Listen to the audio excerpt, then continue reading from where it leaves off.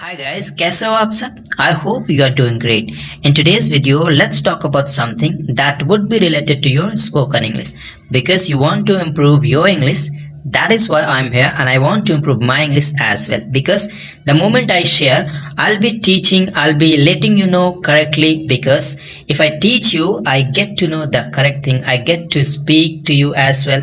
Okay, so let's begin the topic now. The first topic would be inadvertently which means अनजाने में। अगर आप कहते हैं अनजाने मैंने यह कर दिया, अनजाने में अगर आप यूज करते हैं उस जगह पे आपको इनएडवर्टेंटली को यूज करना है इंग्लिश में। इसका बनाने का स्ट्रक्चर होता है सेंटेंस, उसके बाद इनएडवर्टेंटली रख सकते हैं या फिर पहले रख सकते हैं, और तो और इसे आप सब्जेक्ट के बाद भी रख सकते हैं, सब्जेक्ट और वर्ब के बीच में। जैसे मैंने अनजाने में उसका फोन तोड़ दिया, I inadvertently broke his phone.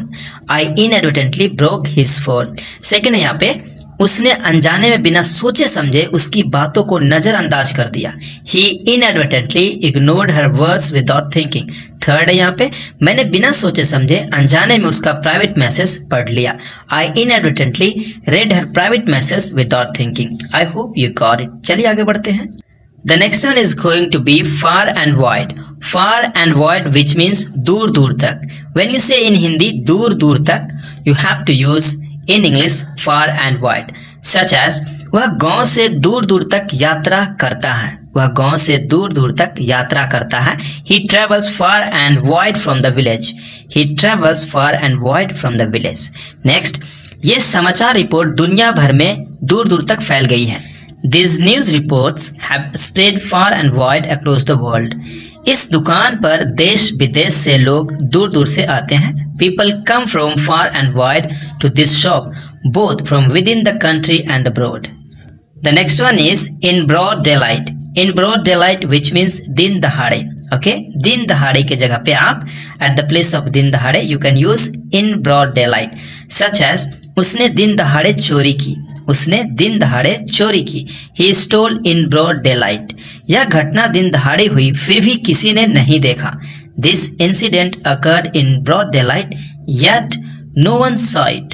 Third one, उस पर हमला दिन दहाड़े हुआ और लोगों ने इसे देखा। Her assault happened in broad daylight and people witnessed it. The next one is thank God. Thank God मतलब होता है ऊपर वाले का शुक्र है, ऊपर वाले का शुक्र है, उस जगह पे हम थैंक गॉड कहते हैं, थैंक गॉड। ओके, जैसे इसका स्ट्रक्चर बड़ा ही सिंपल, थैंक गॉड उसके बाद एक सेंटेंस रखेंगे, आज मेरा इंटरव्यू अच्छा रहा, ऊपर वाले का शुक्र है, मतलब भगवान के शुक्र है, ऊपर वाले का शुक्र है कि मेरा इंटरव्यू अच्छा गया, अच्छा रहा, तो कहेंगे my interview went well today, thank God. मुझे मेरा खोया हुआ बटुआ मिल गया, ऊपर वाला का शुक्र है। I found my lost wallet, thank God. मेरी ट्रेन समय पर पहुंची, ऊपर वाला का शुक्र है। My train arrived on time, thank God. Next one is by chance. By chance which means इत्तेफाक से।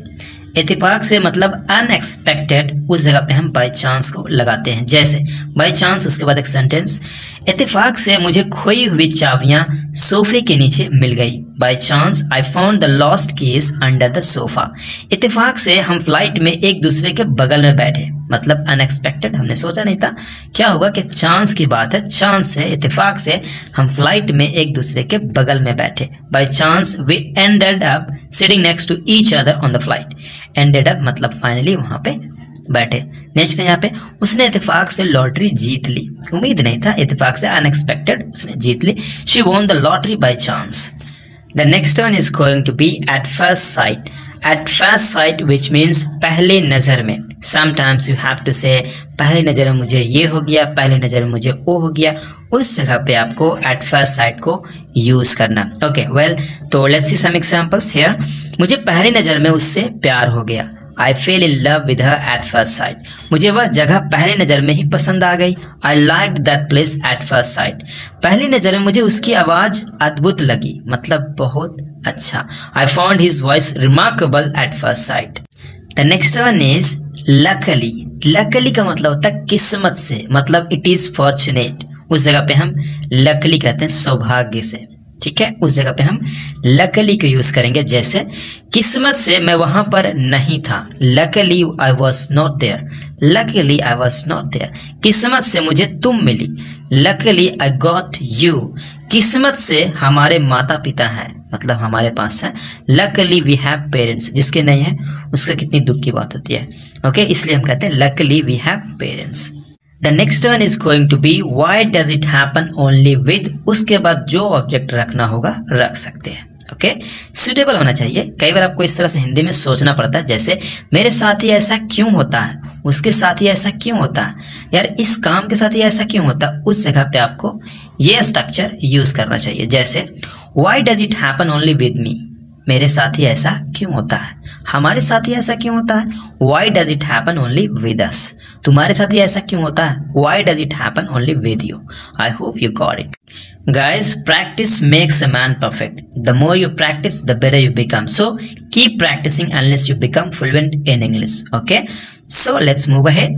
The next topic is going to be because of. कई बार क्या होता है हिंदी में हम इस तरह से भी सोचते हैं के चक्कर में, उसके चक्कर में, वजह की वजह से हम बोलते हैं, that is also good, because of के वजह से।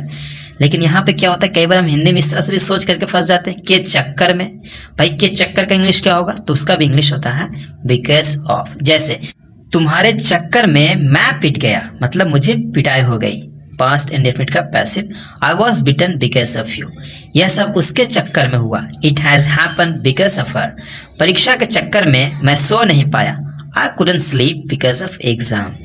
The next topic would be how much, उसके बाद एक सेंटेंस। यहाँ पे कोई क्वेश्चन नहीं है गाइस, यहाँ पे क्या होता है हाउ मच। कई बार हमें इस तरह से बोलना पड़ता है, कितनी बोलती हो तुम, कितना खाती हो तुम, कितने बोलते हो तुम। उस जगह पे हाउ मच, उसके बाद सेंटेंस को एज इट इज रखते हैं। जैसे कितना बोलती हो तुम, हाउ मच यू स्पीक। कितना खाते हो तुम, हाउ मच यू ईट। कितना रोती हो तुम, हाउ मच यू क्राई। उस जगह पे हम हाउ मच, उसके बाद सेंटेंस को रखते हैं। Okay, the next one is, कई बार क्या होता है हमें इस तरह से कहना पड़ता है वहां रहा तुम्हारा मोबाइल, मतलब थोड़ा दूर में तो कहते हैं ये लो तुम्हारा मोबाइल, तो कहेंगे here is your mobile. Okay, अगर दूर में तो कहेंगे देयर इज योर मोबाइल। जैसे सेकंड है यहाँ पे, वहां रहा तुम्हारा pen, there is your pen. वहां रहा तुम्हारा घर, there is your house. Okay, चलिए आगे देखते हैं।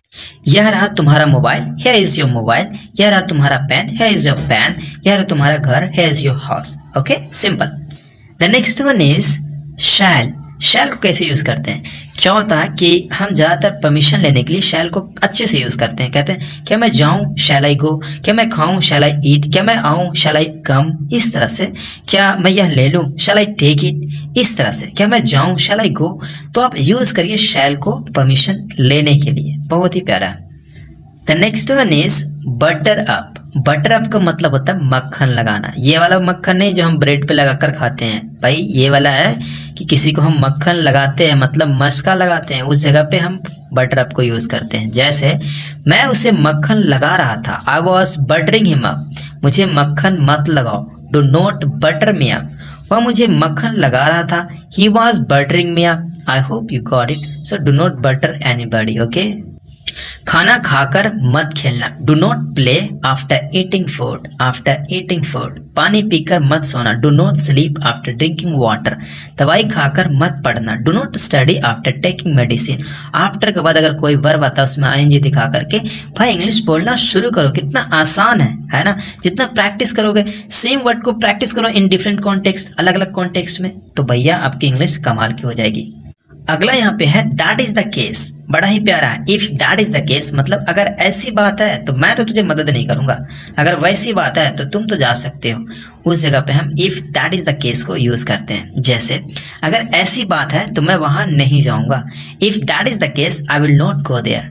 अगर ऐसी बात है मैं तो खाना नहीं खाऊंगा, if that is the case I will not eat food. अगर ऐसी बात है तो तुम्हें आराम करनी चाहिए, if that is the case you should take rest. Okay, कई बार सिचुएशन के हिसाब से बोलना पड़ता है। अगर ऐसी बात है तो तुम्हें जाना चाहिए, राइट। उस जगह पे आप if that is the case को यूज करेंगे।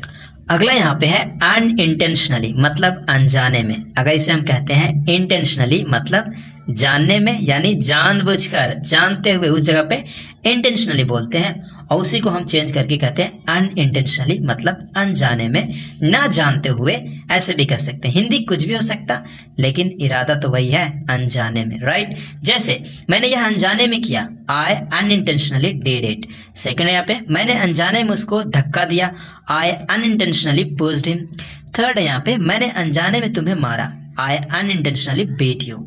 Next one is what is the use of, क्या फायदा। अगर आप कहते हैं वहां जाने का क्या फायदा, what is the use of going there, यहाँ आने का क्या फायदा, what is the use of coming here, अब पढ़ने का क्या फायदा, उसे आपको बनाना गाइस। और हाँ, अगर कोई स्पेसिफिक टॉपिक है जो आप चाहते हैं कि मैं कवर करूं, या फिर कुछ ऐसी है इंग्लिश बोलने में जहां भी दिक्कत हो रही है, आप बताओ, उस प्रकार के मैं टॉपिक लाने के लिए रेडी हूं। आप कहो कि हाँ ये मुझे दिक्कत हो रही है इंग्लिश स्पीकिंग में, कहाँ पे दिक्कत हो रही है, उसके हिसाब से मैं टॉपिक को कवर करने की कोशिश करूंगा। Okay, the next one is unknowingly, मतलब अनजाने में। मैंने यह अनजाने में किया, आई अननोइंगली डिड इट। मैंने अनजाने में उसे धक्का दिया, आई अननोइंगली पुश्ड हिम। मैंने अनजाने में तुम्हें मारा, I unknowingly beat you. The next one is let's see, देखते हैं। देखते हैं क्या होता है, लेट्स सी व्हाट हैपेंस। देखते हैं कितने अमीर हो तुम, let's see how rich you are. देखते हैं कौन मेरी मदद करेगा, you have to comment this one. Okay, apart from that you have to let me know what kind of topic you want from me, okay, because I look forward to your answer. So the moment you answer, I'll consider and I'll pick one of them, and of course I'll be responding as well. So please let me know what kind of topic I should cover.